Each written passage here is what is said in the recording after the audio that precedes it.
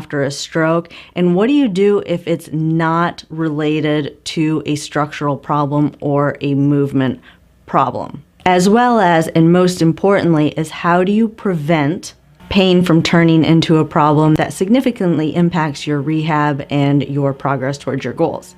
But before we dive into that, if you're new to my channel and you haven't yet subscribed, go ahead and hit that subscribe button, turn on that notification bell so that you'll be notified every time I upload new videos.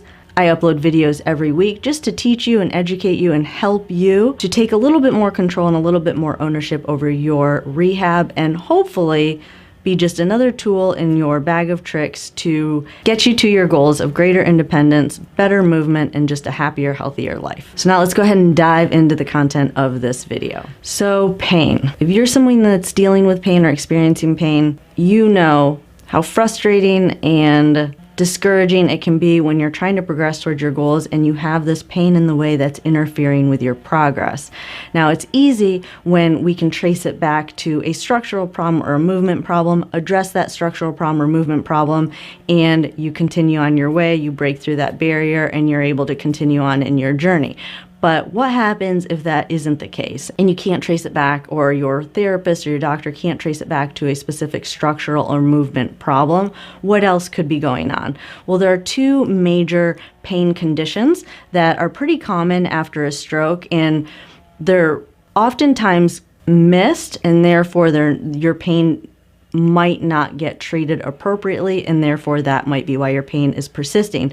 So today we're going to go over those two conditions, and those are central post-stroke pain and complex regional pain syndrome. So first, let's talk about central post-stroke pain. So central post-stroke pain is pain that is caused by a lesion in one of the areas that is associated with the pain circuitry in the brain. That's why it's called central post-stroke pain, because the cause is coming from the brain. Usually people will describe the pain as burning, aching, throbbing, sharp, stabbing, and it's not really related to any type of a stimulus that would warrant that type of a sensation or that type of a feeling. At best guess, the theory is that when there is a lesion in the thalamus, which is one of the areas that is part of that pain circuitry, there is a compensation or an overreaction of the thalamus due to that damage that creates like hyper stimulation in that area, which in turn is interpreted as a more severe pain without a known cause. And usually this is diagnosed by process of elimination, meaning that they'll rule everything out and then they will come up with this as being the cause of your pain.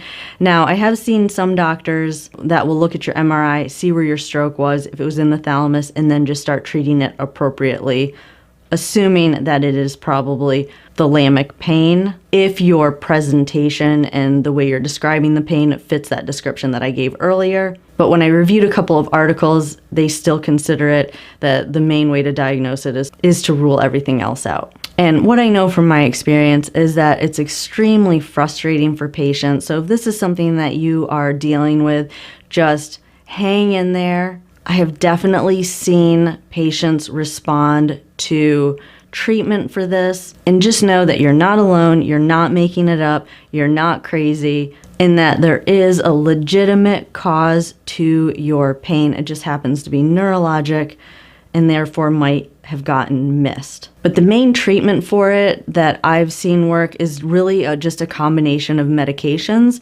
The best doctor that I would recommend,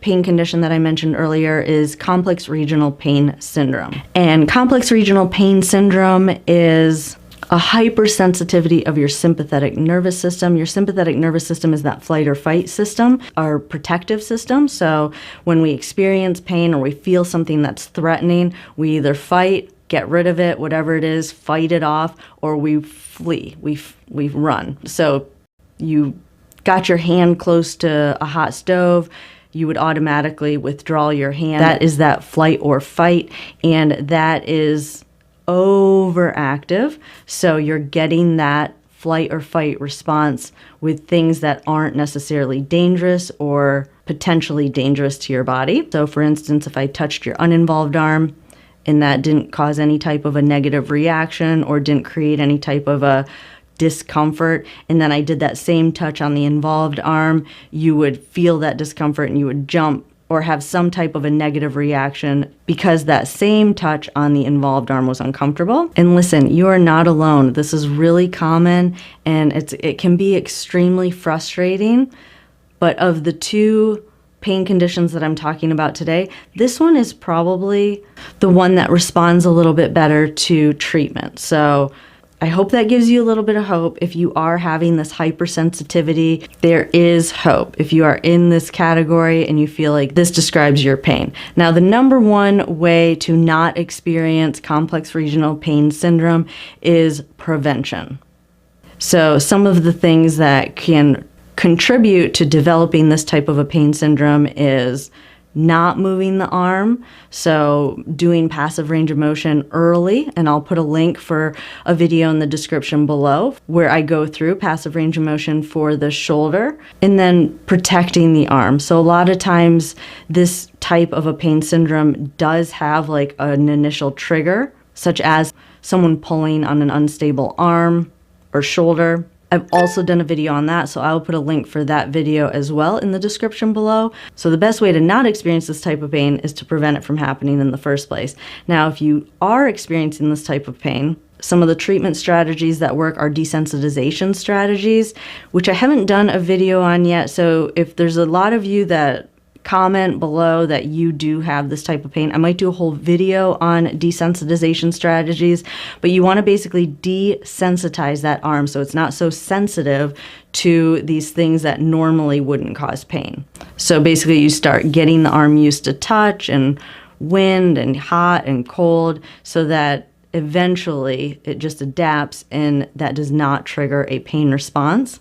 The other thing that's been found effective is mirror box therapy. So I have written a blog on mirror box therapy and how it can help with movement, and I'll put a link to that blog in the description below. So basically the way mirror box therapy works, or mirror therapy, is that you put a mirror to reflect your uninvolved arm and you go through exercises. And simplified, what you're doing is you're basically tricking the brain to think that you're moving your involved arm and yet not experiencing pain. So that's a very simplified explanation of the rationale behind that treatment, but it does work. So it is effective. It's effective with a variety of pain conditions, but definitely for CRPS. And then again, just like central post-stroke pain, there are some medications that can help with this. Again, I would refer you to a physiatrist. I think they're the best medical doctor in helping to come up with the best cocktail to help you get some relief from this type of pain.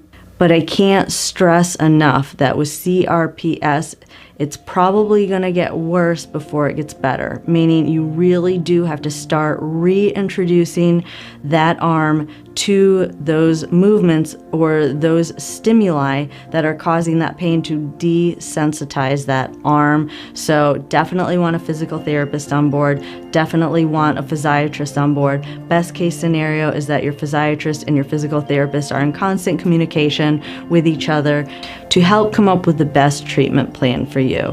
And just, I can't stress it enough, before we end this video, if you're dealing with pain, just know that your pain is real, and anyone that tells you that your pain is not real, find another healthcare professional, because you deserve answers. Now, that's not to mean that you're going to be pain-free when you find that healthcare professional. As I mentioned earlier, you might get worse before you get better as far as the pain, but don't let that discourage you. Find a healthcare team that you trust and that you know that their ultimate goal is to help you get some relief from your pain. And again, I can't stress this enough, it's not well understood, and there is a trial and error period with most pain management treatments. So as long as your healthcare practitioner or your healthcare provider is just not giving up on you and they keep working with you and trying different things, that, in my opinion, is a sign of someone who is working with you and really wants to help you. So stick with it. If you are someone that's experiencing pain, go ahead and put it in the comments below. You never know how your story might be able to help someone else who's in this community. So I encourage you, share your experiences below. If you had pain and now you don't, definitely share those experiences as well. That will definitely give some other people a little bit of hope that there is